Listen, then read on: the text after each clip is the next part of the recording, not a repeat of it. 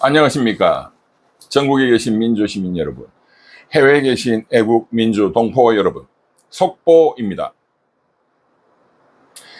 오늘 드디어 한덕수 전 국무총리에 대한 구속영장 실질심사가 서울중앙지방법원에서 오늘 오후 1시 반부터 시작되고 있습니다. 담당 부장판사님은 정재욱 부장판사님이십니다. 정재욱 부장판사님은 김건희를 구속시킨 분입니다. 그리고 이상민 전 행안부 장관도 구속시킨 분이죠. 저승사자입니다. 자, 오늘 이상민 전 행안부 장관의 상관, 윤석열이의 부하, 인자 한덕수 전 국무총리, 정재욱 부장판사가 100% 구속영장 발부한다. 이병철 TV 사이다의 예언은 100% 적중한다. 언제 영장이 발부될 것이냐? 오늘 상호 간의 다툼이 상당히 치열할 것으로 봅니다. 그래서 아마도 좀 신중하게 기록을 검토해야 하므로 법리적으로 새벽을 넘길 거라고 봅니다. 새벽 2시 전후 해서 영장이 발부될 것이다. 김건희는 제가 예상한 대로 자정 전후해서 나올 것이다. 정확하게 밤 11시 58분에 나왔습니다. 그러나 오늘 한덕수는 굉장히 많이 다툴 것이고, 한덕수의 변호인들은 막강한 실력 있는 변호인들이 아마 붙을 것으로 봅니다. 왜냐, 김앤장에 몇 년 근무했잖아요. 김앤장이 직접 나서지는 않을 것이고, 아주 실력 있는 변호사들이 개인 자격으로 출석을 해서 지금 공방을 벌이고 있다, 이렇게 보입니다. 자정 0시 넘어서 1시에서 2시 사이에 발부가 될 것으로 봅니다. 엊그저께 제가 예고 방송으로 지금 구속영장에 청구된 내용들에 대해서 설명을 드렸죠. 오늘 속보에 의하면 특검팀에서 김건희 특검이죠. 내란 특검이죠. 내란 특검에서 PPT 자료를 또 엄청나게 준비했다고 합니다. 160여 페이지의 PPT 자료, 그리고 360여 페이지의 추가 의견서. 의견서를 360페이지 냈다는 것은 이 법리적으로 굉장히 치밀하게 범죄의 중대성이 너무나 크다, 증거인멸의 우려가 너무나 크다, 이것을 충실하게 소명하기 위한 것으로 당연히 판단이 됩니다. 그런데 이런 의문을 제기하는 분이 계십니다. 자, 우선 첫째, 변호사님, 내란 우두머리 윤석열이의 방조범으로 지금 돼 있는데 그거 약한 거 아닙니까? 내란 중요 임무 종사자로 하는 게 센 거 아닙니까? 이것은 제가 설명을 드렸죠. 이번에는 내란 우두머리 윤석열이의 방조범, 이 형량이 더 세다. 내란 중요 임무 종사자보다 최저 형량이 2배다. 내란 중요 임무 종사자 김용현 국방장관, 이상민 행안부 장관 단전 단수했다. 이런 자들은 최소 법에 정해진 법정형이 5년 이상입니다. 물론 무기징역도 가능하죠.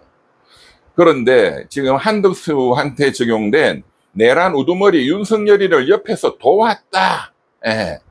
이거는 더 악질이다.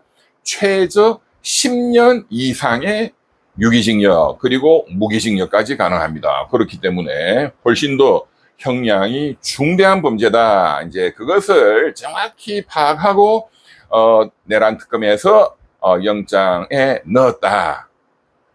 그 다음에 이제 두 번째는 국회에서 거짓말하고 헌법재판소 가서 또 거짓말했잖아요. 위정죄 굉장히 중대한 범죄입니다. 과거에는 위정죄, 법원을 속인다, 이거는 무조건 구속시켰어요. 요거 하나만 가지고도 그렇다 이겁니다.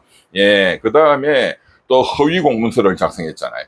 사후에 가짜로 윤석열이 하고 강의구 실장하고 가짜로 계엄 선포문 부랴부랴 만들자. 그리고 나서 또 한덕수는 그거 없애버려. 공용서류 폐기손상죄. 이 굉장히 심각한 범죄입니다.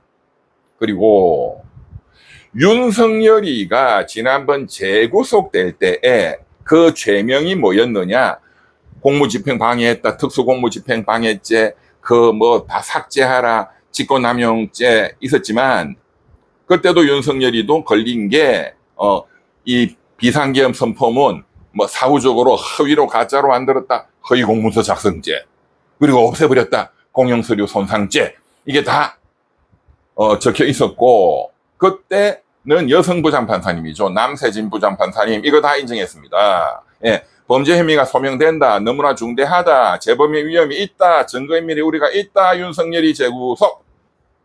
똑같은 범죄 혐의가 지금 오늘 한덕수한테도 걸려 있다. 그렇기 때문에 이건 뭐 구속영장 발부는 안 봐도 비대오입니다. 이미 지금 정재욱 부장판사님은 한덕수 영감님 당신은 들어가야 됩니다. 들어가면은 아마도 못 나옵니다. 이미 마음의 심정은 다 굳히고 있습니다. 왜냐하면 같은 남세진 부장판사가 윤석열이에 대해서 허위공문서 작성, 공용서류 폐기 다 인정을 했기 때문에 정재혁 부장판사는 뭐 자동으로 인정을 하는 것입니다. 그리고 위정했다 하는 거는 국회 위정, 헌법재판소 위정, 그건 전 국민이 다 봤잖아요. 그리고 내란 수개를 방조했다, CCTV에 다 나왔잖아요. 이거는 뭐 어쩔 수가 없는 것이죠. 증거인멸의 우려, 증거인멸이 뭐 너무나도 명백하죠. 예. 형량도 세게 나온다. 예. 자, 여기서 이제 포인트가 말씀드린 다른 데서 아무도 말 못합니다. 이런 거. 어떤 변호사, 뭐 민주당, 국회의원, 검사 출신, 판사 출신 이런 거 지적을 못합니다. 이병철 TV 사이다에서만 정확하게 이걸 우리 민주애국 시민들께 설명을 드리는 것입니다. 예, 다시 한번 강조하지만 윤석열이에게 인정된 범죄가 똑같이 있다. 그러니까 인정할 수밖에 없다. 범죄의 중대성. 예, 영장은 100% 나올 수밖에 없다. 자, 그 다음 또 이런 질문을 하십니다. 변호사님, 한덕수 국무총리 지난번에 헌법재판소에서 탄핵 심판이 있었는데 탄핵 사유까지 안 된다 해서 기각됐지 않습니까? 그러면 오늘 법원에서도 구속영장 기각되지 않을까요? 걱정입니다. 좋은 질문이시고 그렇습니다. 그러나 헌법재판소가 심리했을 당시에는 이런 CCTV 이런 거 안 나왔잖아요. 사후에 허위 공문서 만들었다, 폐기했다 이런 거 안 나왔잖아요. 전혀. 그때는 특검이 수사가 시작되기 전이었죠. 이제 새로운 증거가 다 나왔기 때문에 이런 네 가지의 범죄 혐의들이 다 인정이 되고 증거인멸의 우려가 다 인정이 된다. 예, 걱정 안 하셔도 되겠다. 자, 나머지 한 가지. 제가 예상하기로는 윤석열이가 서울구치소에 있기 때문에 아마도 남부는 또 김건희가 있으니 동부구치소에 일단은 넣지 않겠나 했는데 오늘 보도를 보면 윤석열이가 있는 의왕 서울구치소로 일단은 넣는다. 왜 그럴까? 제가 한번 생각해 봤더니 서울구치소에 그물들이 여러 명들이 있습니다. 윤석열이 오늘 또 한덕수, 그 다음에 이상민 행안부 장관, 그리고 김건희 관련 건진법사까지. 예. 왜? 서울구치소가 제일 시설이 안 좋습니다. 이 여름에 제일 덥습니다. 그러니 특검이 너희들 고생해라. 어차피 뭐 공범들이 전부 다 별도로 다 떨어져서 수감 관리가 되니 뭐 서로 짝짝꿍 치고 이런 가능성은 제로. 그런 건 안 되고 일단 고생해라. 서울구치소. 제일 덥다. 방도 중요합니다. 옥상과 맞닿아 있는 3층이 제일 뜨겁습니다. 거기 있으면 정말 초죽음이에요. 네. 어쨌든 몇 층인지까지는 보도가 안 나와 있습니다만은 그런 측면이 있고 고생시킨다. 둘째는 윤석열이가 지금 팬티 입고 지금 덜어눕고 지금 난리치고 조사받으러도 안 나오고 재판도 안 나오죠. 그런데 이것과 대비해서 한덕수는 순종적으로 다 나올 겁니다. 이상민이도 순종적으로 하고 있습니다. 예, 건진법사도 순종적으로 할 겁니다.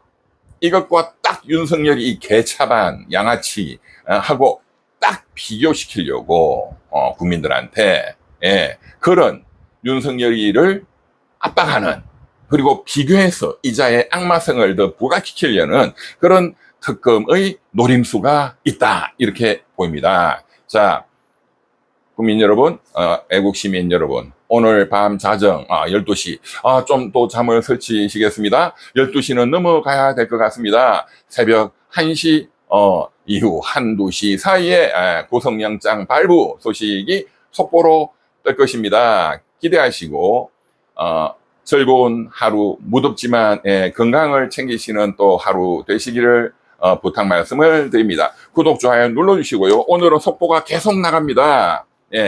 후원은 민주 시민의 몫입니다. 민주주의는 여러분들의 참여와 후원으로 이루어집니다. 감사합니다.